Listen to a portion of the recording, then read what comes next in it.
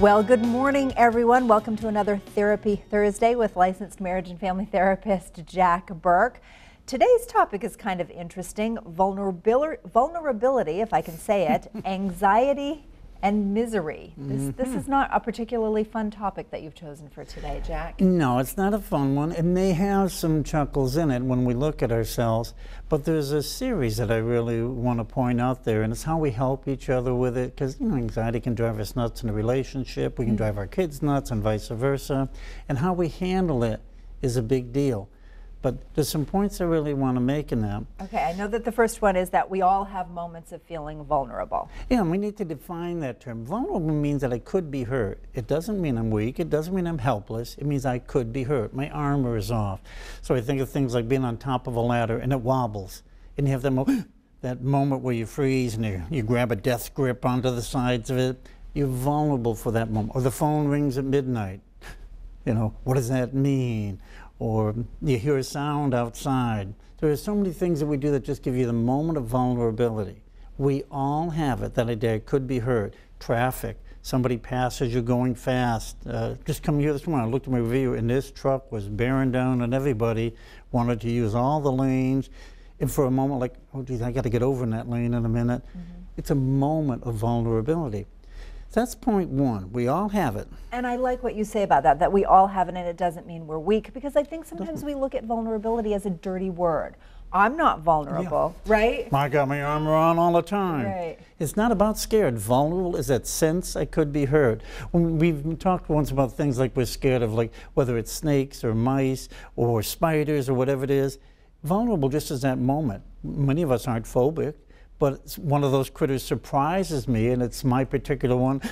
I'm going to take that sharp intake. A little bit of adrenaline pops in. So it can be that something that really could harm us, or just the perception that we have that something could harm us. That's very important, the perception of harm, because we won't have the same one.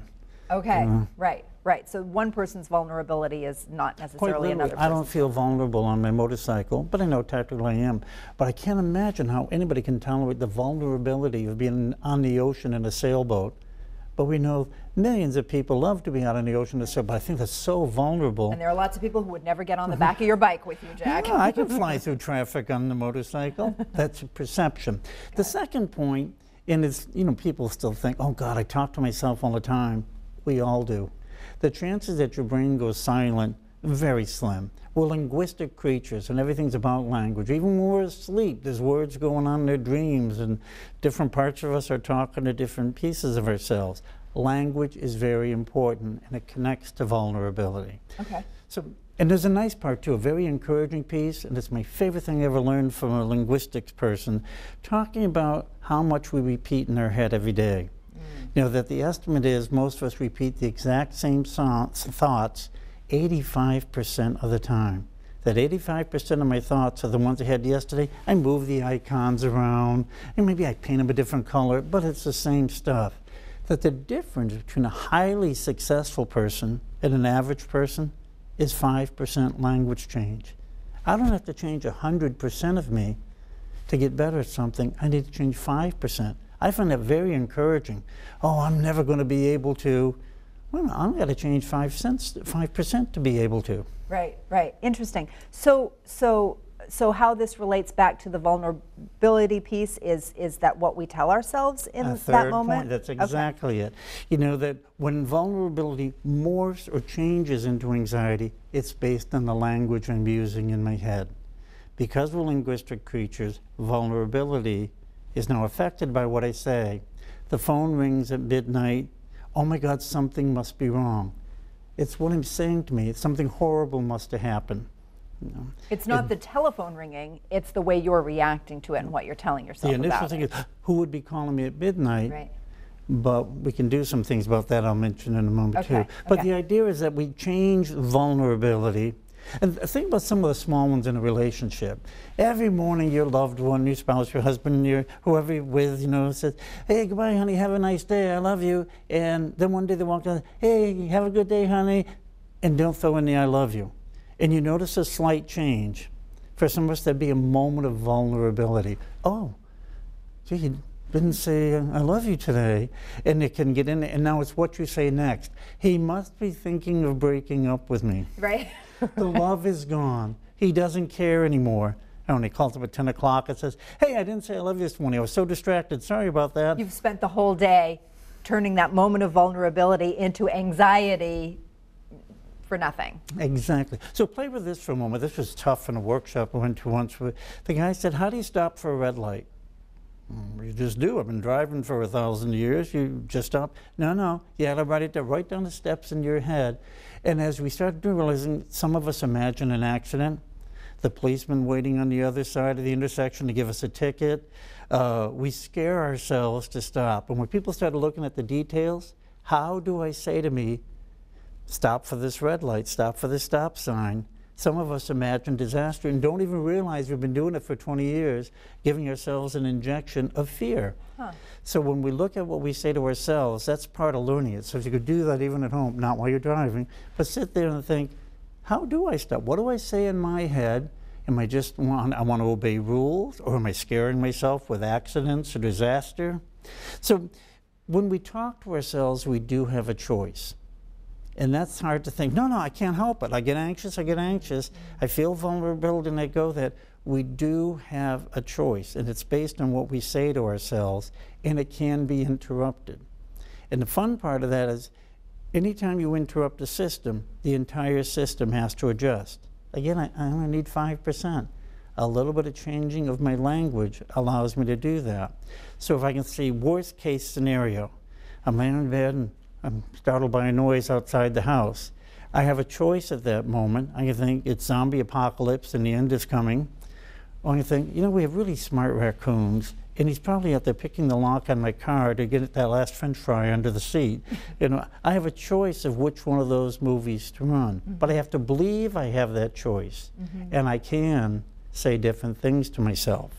I'm remembering something you told us in a past Therapy Thursday session, a great phrase to tell yourself that I remember, I'll handle it. Whatever it is, I'll handle it. Now, I love that phrase too, because what we say in the head is a language. So if I want to learn French, I can't just click my heels together and say there's no place like home. I got to pick up a book, or I do a 5-minute program every day, and I might do 2 or 3 of them, but I only have to do a 5-minute program to feel I'm committing to my 5% change. I'll put that in my head, that I'll handle it as a foreign language. Oh my God, I won't be able to handle it is also a language. So to put the new one in my head, that's where it becomes a big deal. I've got to practice. You have to practice it. So in one of the books I've brought here before too, Susan Jeffers, the one about feel the fear and do it anyway, actually recommends take that phrase, I'll handle it, and say it 50 times a day for a week. Whatever it is. Or what if I spill my coffee? I'll handle it. What if I forget what I was going to say? I'll handle it. I was asking you about, do you ever get nervous in front of an audience? At one point you didn't know you could handle it.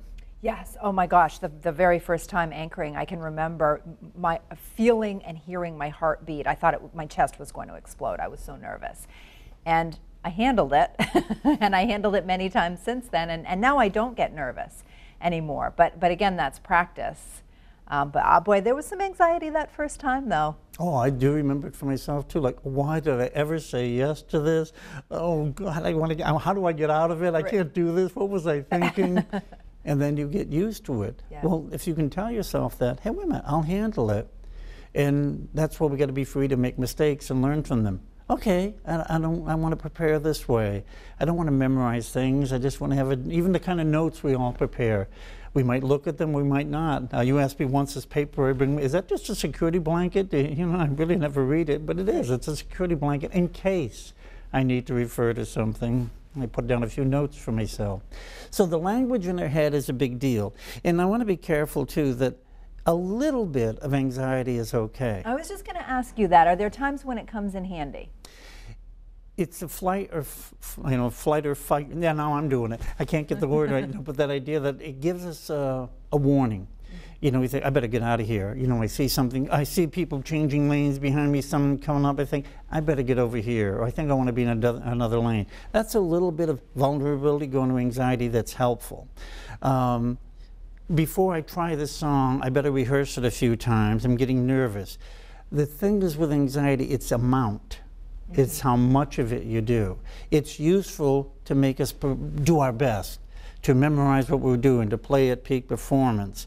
If it goes past that, our hands are too sweaty to play, the throat's too tight to speak, you can't get enough wind to hit the note. It's debilitating Feeling and overwhelmed discouraging. a lot by it, then it's So over it's the top. amount. A little bit is okay because it makes us get out of trouble. It makes us practice. It makes us think about what we're doing. But it's amount if we go too far with it. And the good news is we can short circuit it before it gets there by recognizing it and saying the right words to ourselves. It's amazing how often we'll say that. But what if this happens? And we don't finish it in our head. All we do is imagine a disaster.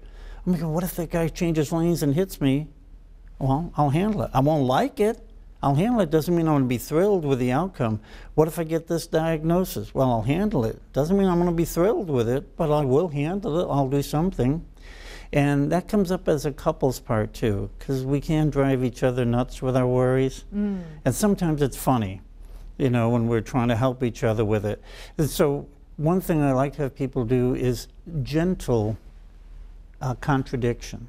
Now, this is not smart aleck teasing. This is gentle contradiction. She'll say, so you're going on a motorcycle through New York, Philadelphia, and Washington to get where you're going, but what if you get in trouble in traffic? And so gentle teasing will say, what if I don't? Or what if you run out of gas? What if I have plenty of gas? What if you can't find your hotel? What if I find it on my first try? That's gentle contradiction, just always pointing out, I can't imagine it either way. Right. I'm doing nothing but imagining with you right now. We're not on the road. We're not in traffic in Washington. We're right here. I can think of the worst outcome or the best. I'll handle it. And gently with a partner, what if there's someone outside the house? What if it's a raccoon? What if there's something dangerous happen? What if we're perfectly safe? At least you're opening to all options. And the interesting part is that your IQ goes up when you start thinking about the positive possibility. It's quirky. When I think of, oh man, what if it's zombie apocalypse? Brain just got this small. I'm looking down one tunnel. I'm not even going to go there Oh, with the don't whole do that zombie one? thing. Ugh. Well, the comedy we do, what if it's the end of the world? Yes, What if the house yes. is, if you think you smell smoke, that's a good moment of vulnerability. Hey, I better get up and check. Oh, it was just the last puff from the wood stove and no big deal, nothing happening. Take it down. If I've injected too much adrenaline, I can't go back to sleep. All right. So gentle teasing can also be a contract. And there's a thing I do in my office called a vulnerability contract. You know what scares you, and I know what scares me. And because you're in an intimate relationship, you know what scares each other. We know each other's family history. What are the painful things? What are the hard things? And if we can respect that in the contract, I know what to do if you're worried about the kids. You know what to do if I'm having one of my money moments. That may not be logical, there may be no sense to it. Oh, okay, what do you need? And that's where that other favorite question comes in. What do you need? Oh, come on, you can't worry about that. You're letting that bother you is never, ever going to help another human being. Yeah. It will always make an enemy. But you say, what do you need? I know you worry about this. You're more scared of traffic than I am. I'm more scared of the ocean than you are. How do we do a sailing trip together? How do we do a motorcycle trip together? We make a contract. I won't exceed the speed limit when you're on the back. I won't lean more than so many degrees when we go around the corner. Those are real things. That's a contract we make. Sounds like So a we plan. can do it, but the part I'd most like us all to remember is that you have a moment of vulnerability. Every last human has vulnerabilities. What I say in my head is what turns it into anxiety. And I've got a choice. Right. Or not. Yeah. Right? I can't free to do misery. And misery is, he doesn't love me anymore, Yeah. or she's leaving Yeah. me. Wait a minute, No. I don't have to We're go down gonna- that We're road. going to stop it before it gets there. We can. All right. Sounds good. Thanks, Jack, very much. We'll see you next week. See you next week. Will we see you next week? Either way, we'll handle it. Well, now I'm worried.